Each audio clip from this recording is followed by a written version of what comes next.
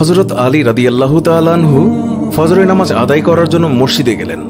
এদিকে হযরত ফাতেমা রাদিয়াল্লাহু তাআলা আনহা অত্যন্ত জ্বর থাকা অবস্থায় ঘরের সমস্ত কাজ শেষ করেছেন। আলী রাদিয়াল্লাহু তাআলা আনহু মসজিদ থেকে এসে দেখলেন ফাতেমা কাঁদছেন। তিনি প্রশ্ন করলেন, ফাতেমা, তুমি কাঁদছো কেন? ফাতেমা রাদিয়াল্লাহু তাআলা আনহা কোনো উত্তর না দিয়ে তখনও আরো জোরে জোরে কাঁদতে লাগলেন। আলী রাদিয়াল্লাহু তাআলা আনহু কয়েকবার প্রশ্ন করার পর মা ফাতেমা কাঁদতে কাঁদতে বলল, আমি স্বপ্নের মধ্যে দেখেছি আমার আব্বাজান হযরত মুহাম্মদ সাল্লাল্লাহু আলাইহি ওয়াসাল্লাম আমার ঘরের মধ্যে ঢুকে কি যেন তালাশ করছেন। ঘর থেকে বের হওয়ার সময় আমি পেছন দিক থেকে আমার আব্বাজানকে ডাক দিলাম, ও আব্বাজান, আপনি কি তালাশ করছেন? আব্বাজান তখন বললেন, ও আমার ফাতিমা, আমি তো তোমাকেই তালাশ করছি, তোমাকে নিয়ে যাওয়ার জন্য। আরো বললেন, ও আমার ফাতেমা, আজকে তো তুমি রোজা রাখবে, সেহরি করবে আলীর দস্তরখানায় আর ইফতার করবে আমার দস্তরখানায়। তখন হযরত আলী রাদিয়াল্লাহু তাআলা আনহু এই স্বপ্ন শোনার পর দুইজনে বুঝতে আর বাকি থাকলো না যে ফাতেমা ইন্তেকাল করবেন। দুজনে আরো জোরে জোরে কাঁদতে লাগলেন। এই সময়ের মধ্যে হযরত হাসান এবং হুসাইন রাদিয়াল্লাহু তাআলা আনহু এসে তারা জিজ্ঞাসা করলেন, আব্বাজান, আম্মাজান, আপনারা কেন কান্না করছেন? ফাতেমা রাদিয়াল্লাহু তাআলা আনহুর একটি অভ্যাস ছিল, যখন হাসান হুসাইন তাকে কোনো কাজে বিরক্ত করতেন তখন দুইজনকে নানাজানের কবরের কাছে যেতে বলতেন। আজকেও ফাতেমা বললেন, তোমরা দুই ভাই নানার কবরের কাছে যাও। কবরের নিকট যাওয়ার সাথে সাথে কবর থেকে আওয়াজ আসলো, ও আমার আদরের নাতিরা, এই মুহূর্তে তোমরা আমার কাছে কেন এসেছ? আমার কাছে তো সব সময় আসতে পারবে। এখন যাও, গিয়ে মায়ের চেহারার দিকে তাকিয়ে থাকো। আজকের পর তোমাদের আম্মাজানকে আর দেখতে পাবে না।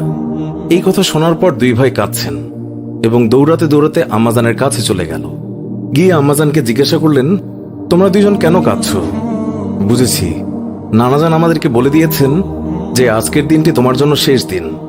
নানাজান তোমার চেহারার দিকে তাকিয়ে থাকার জন্য আমাদেরকে বলেছেন। বিকেলের দিকে হযরত ফাতেমা রাদিয়াল্লাহু তাআলা আনহা তার শরীর খারাপ হলো, তাকে বিছানায় শোয়ানো হলো। মা ফাতেমার মৃত্যু পূর্বক্ষণে হযরত আলী রাদিয়াল্লাহু তাআলা আনহু তাকে তিনটি কথা বলেছেন। ও আলী, আমার প্রথম কথা হচ্ছে, যেদিন থেকে আমি আপনার ঘরে এসেছি ওই দিন থেকে আজ পর্যন্ত আমি আপনাকে অনেক কষ্ট দিয়েছি। আপনি যদি আমাকে ক্ষমা না করেন তাহলে আমার কারণে আব্বাজান অনেক লজ্জিত হবেন। বলেন, আপনি আমাকে ক্ষমা করলেন কিনা? আলী রাদিয়াল্লাহু তাআলা আনহু তিনি তখন উত্তরে বললেন, ইয়া ফাতেমা, তুমি কি বলছো এগুলো? আমি তোমার যোগ্য ছিলাম না। তোমার আব্বাজান দয়া করে মেহেরবানি করে তোমার হাত আমাকে দিয়েছেন। বিয়ের দিন থেকে আজ পর্যন্ত আমি আলী তোমাকে ঠিকমতো দুবেলা খাবার খাওয়াতে পারিনি। ও ফাতিমা, তুমিই বলো, আমাকে ক্ষমা করেছো কিনা? তুমি যদি ক্ষমা না করো তাহলে আমাকেও কিয়ামতের দিন কঠিন শাস্তি ভোগ করতে হবে। ও আলী, আপনার সাথে আমার দ্বিতীয় কথা হলো, আমি মারা যাওয়ার পর আপনি বিয়ে করে নেবেন দুনিয়ার যে কোনো মহিলাকে আপনার পছন্দ মতো। আমি আপনাকে অনুমতি দিলাম, আর আমার বাচ্চা দুইটিকে সপ্তাহে একদিন আপনার কোলে নিয়ে ঘুমাবেন আপনার সাথে। আমার তৃতীয় কথা হলো, হাসান হুসাইন যখন বড় হবে তখন তাদের দুই ভাইকে আল্লাহর রাস্তায় সোপর্দ করে দেবেন এবং আমাকে রাতের বেলায় দাফন করবেন।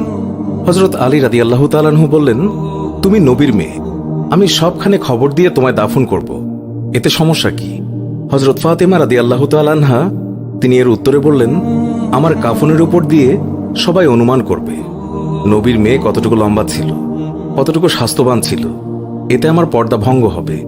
মা ফাতেমার মৃত্যুর পর তার লাশের খাটিয়া বহন করার মানুষ মাত্র 3 জন ছিলেন, হযরত আলী রাদিয়াল্লাহু তাআলা আনহু এবং ছোট হাসান এবং হুসাইন রাদিয়াল্লাহু তাআলা আনহু। হযরত আলী ভাবছেন যে লাশের খাটিয়া বহন করার আরো একজনের প্রয়োজন হবে, তাহলে 4 কোণায় 4 জন কাঁধে নিতে পারবেন। এমন সময় হযরত আবু যর গিফারী রাদিয়াল্লাহু তাআলা আনহু তিনি হঠাৎ করেই উপস্থিত হলেন এবং খাটিয়ার কোণা বহন করলেন। হযরত আলী প্রশ্ন করলেন, হে আবু যর, আমি তো কাউকেই বলিনি, তাহলে আপনি জানলেন কিভাবে? তখন হযরত আবু যর গিফারী রাদিয়াল্লাহু তাআলা আনহু বললেন, আমি আল্লাহর রাসূল সাল্লাল্লাহু আলাইহি ওয়াসাল্লামকে স্বপ্নে দেখেছি। তিনি বললেন, হে আবু যর, আমার ফাতেমার লাশ বহন করার জন্য লোকের অভাব, তুমি তাড়াতাড়ি চলে যাও। ও আলী, আমাকে তো হুজুর সাল্লাল্লাহু আলাইহি ওয়াসাল্লাম আসতে বলেছেন, তাই আমি এসেছি, তোমরা তো আমাকে বলনি।